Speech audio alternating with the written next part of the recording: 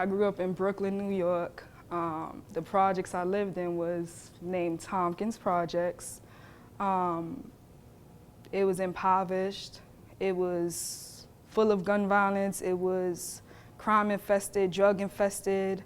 There was no hope. To this day, when you go back there, I still see the people that I grew up with, you know, and sometimes I have that survival guilt.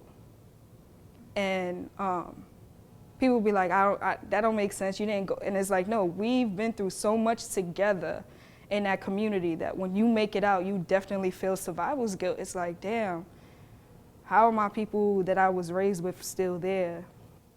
Most times we get discouraged in our communities because we don't have the resources, like I said before, we don't have the resources to become who we want to become, whether it's a doctor, whether it's a creative.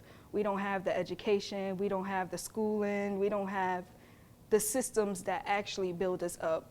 Everything in our community is to break us down. So I always tell people, make your own way, just like I made my own way. I knew I wanted to be heard, and I knew that my community and people outside of my community did not want to hear me, so I started writing. I started writing until those papers couldn't hold my words anymore. And that's when I started speaking. And from speaking, it went to me being a spoken word artist. And from that, I started becoming a motivational speaker, and it kept going. It kept going to the point where I'm starting my own organization. It's called Fix Your Blue. And what that means is fixing your throat chakra, which is represented by the color blue.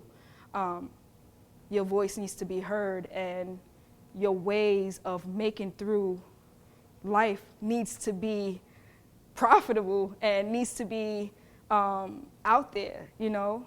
Our communities hold the best innovators, creators, and educators that are out there in the world. So if you don't see a way for yourself, make it by any means, as long as it's healthy.